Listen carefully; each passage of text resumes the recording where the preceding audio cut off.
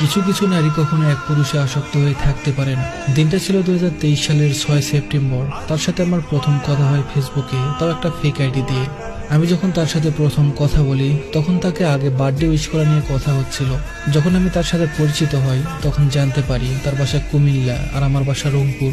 আমাদের পরিচয়টা হয়েছিল খুব আশ্চর্যভাবে। মেয়েটার নাম ছিল তুলি, আমি তাকে ডাকতাম রং তুলি বলে।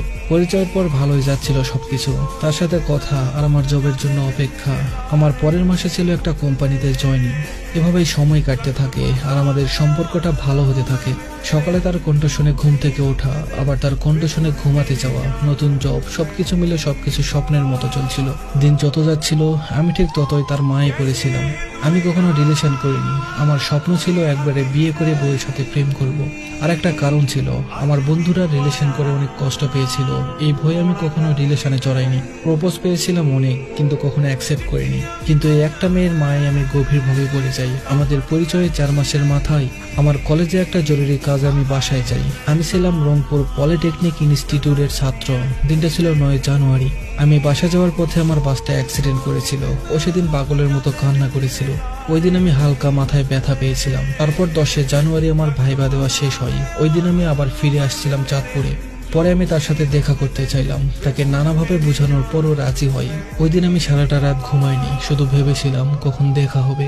তাকে আমি ভিডিও কলে দেখেছিলাম, কিন্তু সামনাসামনি ওইবারই প্রথম। জানুয়ারির 11 তারিখ রাত যখন 4টা, তখন আমি কুমিল্লার নিমসার বাজারে নামি বাস থেকে। তখন আমি কিছুই চিনতাম না। তখনও আমাদের কথা হচ্ছিল অনলাইনে। তখন খুব বেশি ঠান্ডা ছিল। সময় যখন 6:25, তখন হালকা অন্ধকারের ভিতরে একটা মেয়ে এসে আমাকে সালাম দিল। পরে ঘুরে দেখি ওইটাই আমার প্রিয় মানুষটা। তখন হয়তো আমার মতো পৃথিবীতে আর কেউ এত খুশি ছিল না। প্রথম দেখার অনুভূতি ভোলার মতো না। তখন আমি আর সে চলে আসি কুমিল্লা ক্যান্টনমেন্টের ওভারব্রিজে। আমার ইচ্ছা ছিল ময়নামতি ঘুরে আসা, কিন্তু সে আমাকে নিয়ে গেছিল ইংরেজের কবরস্থানে। ওই সময় প্রথম কোনো মেয়ের সাথে পাশাপাশি হাঁটছি আমি। তারপরে তার সাথে দেখা করে আমি চলে আসি। আমাদের এই নিয়ে 3 বার দেখা হয়েছিল, কিন্তু যখন তার সাথে আমার সম্পর্কের 1 বছর পূর্ণ হয় তখন সে কলেজে ওঠে। আর তখন থেকে সে কেমন যেন পরিবর্তন হয়ে যায়। আস্তে আস্তে সবকিছু চেঞ্জ হওয়া শুরু হয়। আর আমি তার জন্য প্রচুর পাগলাম করতাম। একদিন রাতে তার সাথে আমার খুব বেশি ঝগড়া লাগে। ওই দিন সে ঘুমের ট্যাবলেট খেয়েছিল। বড় হওয়ার পর ওই প্রথম আমি কারোর জন্য কান্না করেছিলাম। পরে তার আম্মুকে কল দিয়ে সব বলে দিই আমি। একদিন সে আমাকে সব জায়গা থেকে ব্লক করে দেয়। আমি জিজ্ঞেস করলে বলে ভাই আমার আইডি চেক করে, তাই আমি তাকে কিছু বলিনি। আর কিন্তু কখনো ভাবিনি ওইটাই আমার সবচেয়ে বড় কষ্টের কারণ হবে।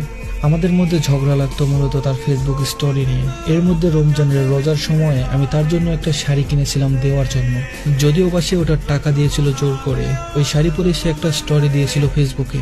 ওই দিন আমি ঢাকা থেকে চাঁদপুরে আসি লঞ্চে। তখন দেখি তার স্টোরিতে একটা ছেলের লাভ রিয়েক্ট দিয়েছে। আমি জানতাম না কি ওই ছেলে। পরে আমি যখন তার সাথে এই বিষয় নিয়ে কথা বলি, ওই দিন তার আর আমার মধ্যে খুব ঝগড়া হয়। আমি তার 2 দিন পর যখন কল দিয়ে সরি বলি, তখন সে আমায় অনেক কথা শুনিয়েছিল, কিন্তু আমি কিছুই বলিনি। দিনটা ছিল 25 ডিসেম্বর। আমি তার খোঁজ রাখার জন্য তার একটা বান্ধবীর সাথে কথা বলি আর জানতে পারি সে নাকি রিলেশনে গেছে। ওই দিন আমি সারাটা রাত কান্না করেছিলাম, ঘুমাতে পারিনি। চোখগুলো আটকে গিয়েছিল, চোখগুলো ভিজে থাকতো সব সময়। যখন আমি তাকে বললাম এমনটা কেন করলে, আমাকে সে বলেছিল সে আমার থেকে বেটার পেয়েছে, তাই চলে গেছে। পরে খবর নিয়ে জানতে পারি ছেলেটা নাকি সেনাবাহিনীতে জব করে। আমি সব সময় চিন্তায় থাকতাম যে আমাদের সম্পর্কে যেন থার্ড পার্সন না আসে, কিন্তু আমি কি আর জানতাম আমি ছিলাম তার জীবনের থার্ড পার্সন। ওর ব্যাপারে সবকিছুই আমার পরিবার জানতো। তাকে ভালোবাসতো, ওই যে ও আমার পছন্দ ছিল। সেদিন সে শুধু চলে যায়নি, আমাকে অনেক কিছু উপহার দিয়ে গেছে। এখনো নির্লজ্জের মতো তার সাথে কথা বলতে ইচ্ছে হয়, কিন্তু আমি আর খুঁজে পাই না তাকে। আমার একটু ব্যথা লাগলে কান্না করা মেয়েটাই আজ আমাকে মরে যাওয়ার কথা বলে। সে চলে যাওয়ার পর আমি অনেক কিছুই হারিয়েছি। আমি জানি না কেমন করে তার মায়া কাটাবো। আমি শেষবারের মতো তাকে বলেছিলাম আমাকে ছেড়ে যেও না, কিন্তু সে থাকলো না। আমি তাকে ঘৃণাও করতে পারছি না। কিভাবে ঘৃণা করি বলেন? তাকে তো সত্যিকারের ভালোবেসেছিলাম। তবে আমি তার জন্য অপেক্ষা করি, যদি সে আবার ফিরে আসে। তার কথা আমার সারাক্ষণ মনে পড়ে। যদি কোনোদিন তার সাথে আমার দেখা হয়, তাকে আমি একটা কথাই জিজ্ঞেস করব, কি পেয়েছো আমার জীবনটা তছনছ করে? আমি তো তোমায় নিয়ে ভালো থাকতে চেয়েছিলাম, আর তুমি আমার ভালো থাকাটাই কেড়ে নিলে।